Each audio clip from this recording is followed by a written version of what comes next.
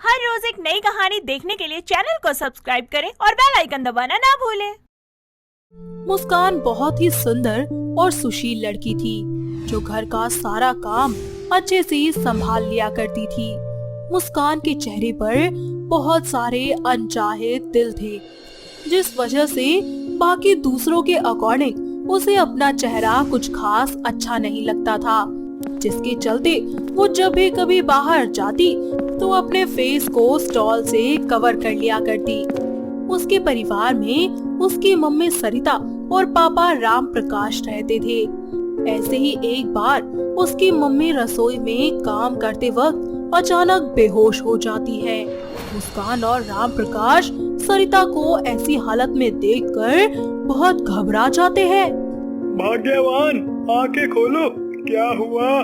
मुस्कान बेटा, तू अपनी माँ के साथ रह, मैं डॉक्टर को कॉल करता हूँ। नहीं पापा, आप यहाँ रुकिए मम्मी के साथ, मैं अभी कॉल करती हूँ डॉक्टर को।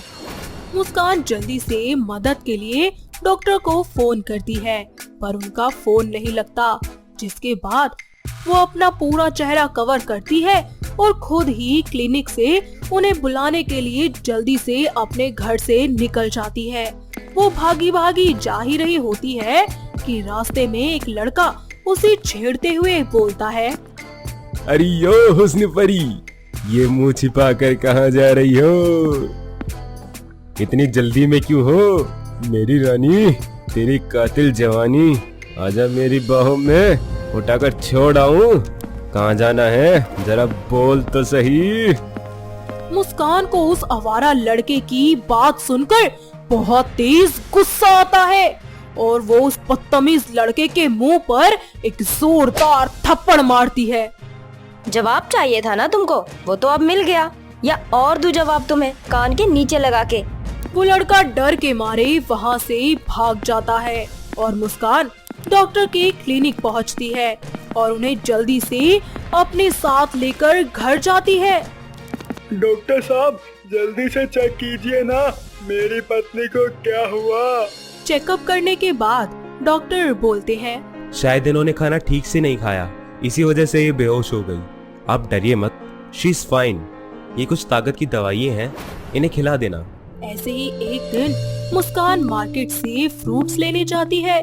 वो फ्रूट्स ले ही रही होती है कि युवराज नाम के एक लड़के से उसकी टक्कर हो जाती है और वो उसकी बाहों में गिर जाती है, जिस वजह से उसका स्टॉल उसके चेहरे पर से नीचे गिर जाता है और वो लड़का मुस्कान को देखकर बहक जाता है।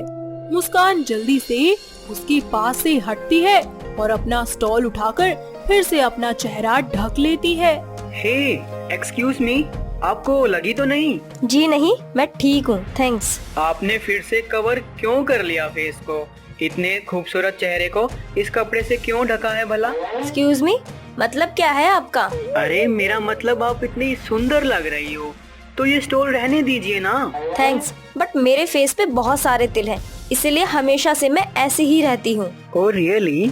लेकिन आज के बाद आप ऐसा नहीं करेंगी, आप बहुत सुंदर लगती हो तिल के साथ। रहने दीजिए, कहीं आपकी तारीफ की वजह से मैं अपने आप को बहुत ज्यादा सुंदर ना समझने लग जाऊँ। अच्छा जी, बाय द वे, हम यहाँ बात ना करके कॉफी शॉप चलें? ओके ओके, चलते हैं आप। दोनों कॉफी शॉप जाते हैं और बातों ही बातों में दोनों की अच्छी दोस्ती हो जाती है और दोनों अपना अपना नंबर भी एक्सचेंज कर लेते हैं। अब वो दोनों रोज अब मैसेजेस में घंटों बातें किया करते। धीरे धीरे उनकी ये दोस्ती प्यार में बदल जाती है और युवराज उसे प्रपोज करने के लिए लॉन्च में बुलाता है, साथ ही अपने घुटनों के बल बैठकर अपने प्यार का इजहार करता है। I love you Muskan, thanks for coming in my life. हाँ, आई लव यू टू युवराज। क्या तुम मुझसे शादी करोगी? हाँ हाँ, क्यों नहीं, करूँगी मैं तुमसे शादी। दोनों अपने इस फैसले के बारे में अपने अपने घर वालों को बता देते हैं और दोनों के घर वाले आपस में बातचीत करके इस रिश्ते के लिए मंजूरी दे देते हैं, जिसके बाद मुस्कान और युवराज शादी के पवित्र बंधन में बंध जाते हैं और एक अच्छी और गुनी बहू की तरह मुस्कान अपने ससुराल की सारी जिम्मेदारियां बहुत ही अच्छे से उठाती है। इसे देखकर उसकी सास अर्चना उससे बहुत खुश होती है। ऐसे ही एक दिन अरे बहू, मेरे लिए कुछ खाने में चटपटा बना कर ले आ, मेरा बहुत मन कर रहा है। जी माँ जी, अभी लाई। मुस्कान रसोई में जाकर जल्दी से अपनी सास के लिए गरम गरम समोसे और हरी चटनी बनाती है और गर्मा गर्म अपनी सास के सामने सर्व कर देती है। अरे वाह बहू, तू तो बड़ी जल्दी ये सब कुछ बना कर ले आई और बहुत ही स्वादिष्ट बनाए हैं, मजा ही आ गया।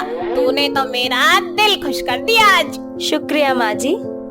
इतना कहकर वो वापस अपने काम में लग जाती है। समय गुजरता जाता है। ऐसे ही एक दिन अर्चना की दो सहेलियां कविता और रीना उससे मिलने अचानक ही बिना बताए उनके घर आ जाती है और उन्हें देखकर वो कहती है, अरे तुम दोनों यहाँ, वो भी बिना बताए, कैसे? क्यों, हम को नहीं आ सकते के? सारी आन तू बिन बताए आया करे है, इस बारी हम भी आगे। अजीब, बिल्कुल सही पकड़े हैं। अरे ओ कविता, ये बिल्कुल नहीं बदली, 10 सालों से अभी तक ऐसी ही है। अरे अर्चना, या है कि तेरी बहू जिसके चेहरे पे काजल जी से इतनी सारी बिंदी लाग रही है। हाय राम, तेरे तो भाग्य फूट गए। अरे बस बहुत हुआ, मेरी बहू के बारे में एक शब्द बोला ना तो फिर अच्छा नहीं होगा, देख लेना तुम दोनों। अर्चना की सहेलियों की ऐसी बातें सुनकर वो रोते रोते वहाँ से अपने कमरे में चली जाती है। वहीं दूसरी तरफ अर्चना अपनी सहेलियों से कहती है, अरे मेरी बहू हीरा है, हीरा। एक टांग पर पूरे घर का काम करती है, जो बोलूं तुरंत हो जाता है। मेरे पांव दबाती है, मेरे घर को अच्छे से संभालती है। बस उसके मुंह पर 3-4 भगवान ने तिल क्या दे दिए तो उसे बुरा बोलेगी क्या? अब तुम दोनों सराफत से मेरे घर से निकल जाओ, नहीं तो मुझे तुम्हें धक्के देकर निकालना पड़ेगा, समझी? इतना सुनकर वो दोनों गुस्से से तिलमिलाती हुई वहाँ से चली जाती है। अर्चना अपनी बहू के पास जाकर उसे समझाती है, अरे मेरी लाडली बहू, मेरी उन नालायक सहेलियों की तरफ से मैं तुझसे माफी मांगती हूँ, बस तू रोना बंद कर दे। नहीं नहीं माँ जी, आप माफी मत मांगिए, आपने थोड़ी ना कुछ कहा है। मुझे मेरे चेहरे पे भगवान ने इतने सारे तिल दिए हैं जो कि वो भी देखते हैं, और सब लोग तिल ही तो देखते हैं, मेरे गुण कोई नहीं देखता। मुझे पता है कि मेरी बहू कितनी काबिल है, कितनी संस्कारी, कितनी गुणी है, और तू बहुत ही खूबसूरत है, और मैं बहुत भाग्यशाली जो मुझे तेरी जैसी बहू मिली है। और अब तू कभी भी नहीं रोएगी, समझ गई ना? जी ठीक है, आप जैसा कहो।